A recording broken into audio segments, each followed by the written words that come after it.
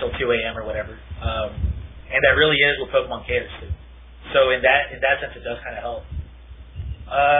Bianchi, what about you? What do you think? I like it. 3-day format's pretty nice. The Switch rounds usually end pretty early on the first day, which ended like 7 p.m. last year, which makes it nice. You can really party after. Yeah, I mean that's exactly true. That's you have a lot more time to rest. Going into with the chance to make the cut and then losing kind of sucks, but it is what it is. I think that's what happened to me. Like I got to day 2, and then the day 2, I just right away I lost my first round on like a turn 2 win or something like that. That just kind of blew the wind right out of my sails. All hyped up day 1, I was feeling all right. Day 2, I sit down and I stand up 2 minutes later. But anyways, I guess that's how it is. You know, some people are going to benefit from it, some won't. And is anybody else there with you guys? No, Omar left. Omar's gone. All right, well we didn't want him anyways. Travel on. I like the 3-day format. I like it more than the previous format because like you would go to like late at night for Swiss, and it was kind of like if you go in all the way deep, it was like damn, this is a long time. Like if you made it to round 9, it was like what 8, 9 o'clock, and then they still made you play first round of top cut. You weren't really done till like 11, 12, just for day 1, and then you have to wake up the next morning, play day 2. That was kind of bad. And so I like this one. It's like you just got a lot more time to rest. The only downside is you feel like the trip is shorter. Like I felt like I was robbed of, like I know I wasn't robbed of a day, but it just felt like it. Like I was planning to have a certain amount of days to like play test and hang out, and that day is cut down by 1. So you have to kind of plan accordingly, and you can't use the same planning that you used previously. So. Yeah, I think that was the biggest problem I had with it. I guess it's kind of a selfish way to look at it, but it's opinionated, so what it is. But what it is. I can definitely see Fulup's point with the staffing issues. I'll never forget the first nationals that Nintendo ran back in 04, where I made it to the finals, and I was sitting there until I think 5 in the morning playing the finals. Like that was just a disaster. I mean, the 3-day format compared to that, it's not even close. I guess overall it's probably the better choice, but I don't know. I just felt really exhausted by the end of that trip and by the end of that tournament. And that was your argument against it, right? Your argument against it was that you felt exhausted. Like it's a 3-day format, I mean? Yeah.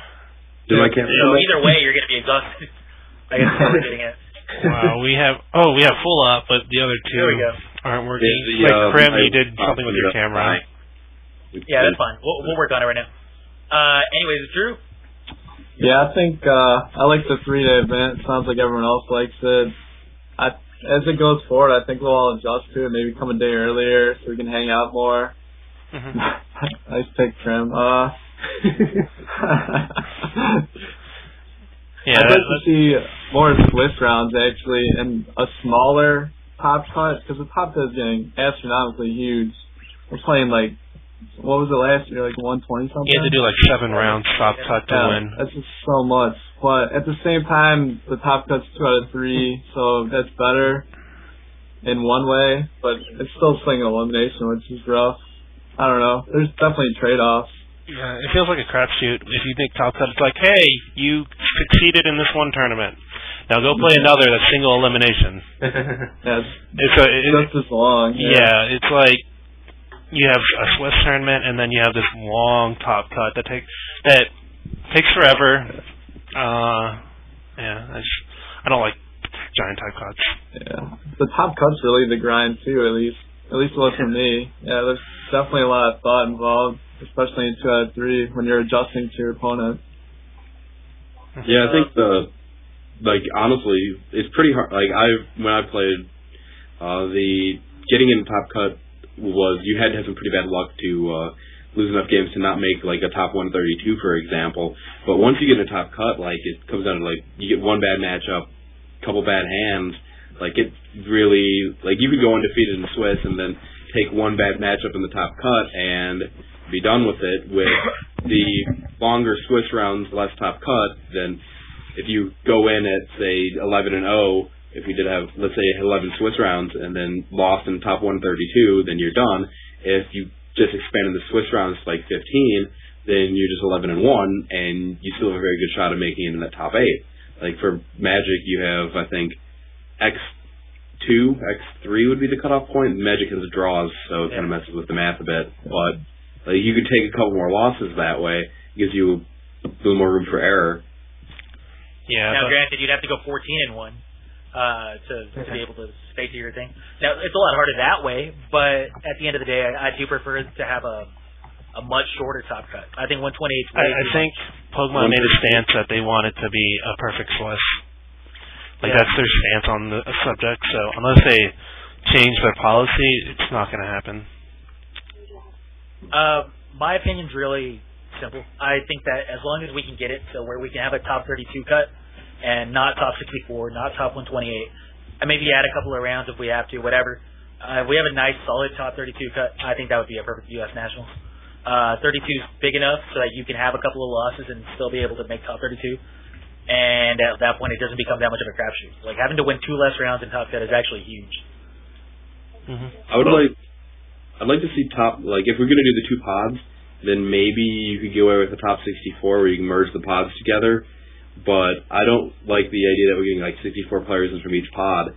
I think 32, I agree, would probably be the best cutoff point. Top 64 is also viable just because you're kind of taking a deeper amount of players from each pod, so that takes away a little bit of the variance, but the 128 is just a little too deep for me, in my opinion. Okay. Alright, well, my opinion is we have killed this question enough, and we should move on to the viewer questions. Okay. Anyways, one thing that is important to say is that I think Kyle was the only one that didn't like it, that didn't really like it, and he's the one that made it to day 3. I don't think any of us else made it to day 3. So, and made it to day 2 top cut. Yeah, but yeah, no.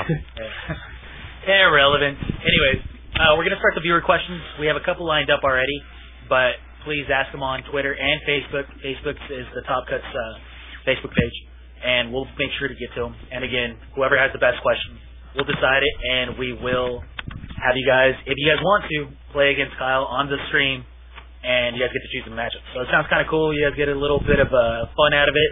Maybe beat Kyle and live to tell the tale. Anyways, the very first question we've got is from Guy Bennett. He says, here's a 2-part question for y'all. How viable do you think Machamp Donphan is in this format? And 2, do you think we will see much of it at Nats? It seems good in concept, but most people I talk to seem to have their doubts about it. Thanks for doing these shows. This is awesome. Thanks, guy. Michael is the biggest Donphan advocate in the history of the game. So let's start with him. Donphan, Machamp, bad. I don't like it. Too clunky. You switched? Well, no. Donphan itself is good, but the Machamp part is like, you take a really fast card like Donphan, and then you slow it down considerably by adding in Machamp, just to go, hey, late game, because, I'm not taking prizes early game anymore. I can do 150, maybe, assuming it doesn't get reversaled. So you don't like it? No, it's just too inconsistent, and it's too many cons for the advantages you get for it. And what was the other part of the question? Do you think we'll see much of it at Nationals? Yes, because it's so hyped, but I don't think they'll do good. Now, I think what I personally think is that it's very similar to other decks that have a stage 1 and a stage 2 in them. The big difference is that Donphan's meant to take advantage of the early part of the game, and by removing, say 8 trainers from it, you really slow it down a lot, so you don't take advantage of that early part of the game. That's what kind of doesn't feel right about the deck to me. And that's why I don't think it's going to be as good as it could be. I don't think Machamp is its best partner, personally, but that's my opinion. I just feel like you're slowing it down too much, and that's not what Donphan wants. Other decks might want that, but not Donphan. Anybody else want to come in? I know this is kind of like a question that me and Michael could probably answer a little bit better because we've been playtesting the deck a ton, but... I can chime in. Go ahead. I am a little more picky with this format than most. I think there's a couple of key cards, like the two big things that I would want in my deck. I'd either want Magnezone because I feel that the damage potential it offers is incredibly high, and we really have a struggling system of draw power in this format, and by having Magnetic Draw, it's giving a deck that has Magnezone a huge edge. And if I'm going to be playing anything with Stage 2, I really want that Stage 2 to be Magnezone, and if not with, like, say, Emboar, another Stage 2 or any kind of support with it. But the other card being Pokemon Reversal, and Donphan is capable of using Reversal. I feel that you want to be, if you're using Donphan, it's not particularly good late game. It's pretty good early game. I don't like it as much as other people do, and I feel that you do need something to swing in late game. Maybe not Machamp. Like, I've been testing it with like a more of a fast Donphan Zoroark build, and then I had myself eating and had some kind of support because a lot of decks, especially not ones that are particularly weak to Zoroark and Donphan, like those give you a bit of a game against Emboar Magnezone, for example, because they'd have a nice like rock paper scissors matchup against them. But the second, like if you were to run against a Samurott deck, like even just for Alligator Samurott, which I don't particularly think is a great deck, but it would just completely have its way with you. Like you don't have anything to stop that. It's just random decks out there that you could get paired against at a big field like Nationals instead of taking it. The thing that I did like about Machamp is it gives you a end game, whereas Donphan puts the early pressure on, you get a prize lead, they have to answer the Donphan. Hopefully by that point you can get Machamp up. The thing that I was having issues with was I couldn't get it consistent enough. Like Professor Oak's New Theory, Professor Juniper, Copycat, Judge, all the supporters we're having right now just don't really work that well for me. Like I'm so used to playing Emboar Magnezone. If you haven't picked up on that yet, that's the deck I personally like the most. And I just feel like I'm completely handicapped when I switch over to a deck that doesn't have that style of draw power to it. And I don't think the deck's bad. I think it's got some pretty good matchups. I will answer the one part of the question, and that it's going to be very popular at Nationals. But I think it's either low tier 1, high tier 2. So I'll pass it off to Kyle. I think he's had something you want to say before. Yeah, I don't know if you guys remember back to 2007, the last time we kind of had the format really get shaken up right before Nationals. What was like the popular Pokegym deck? Lucario with Machamp. Mm-hmm. And here we are all over again. Same thing. Yeah, Mario. I got all hyped up. That looks so bad. Big Fire. Yeah, and Big Fire. Big Fire. And yeah, either of those decks all that year. did well. Wait, what'd you say? Said what did well that year? Neither of those decks. What did do well? I can't remember. Someone can give us some answers. Wait, what year was this? 2007. Okay,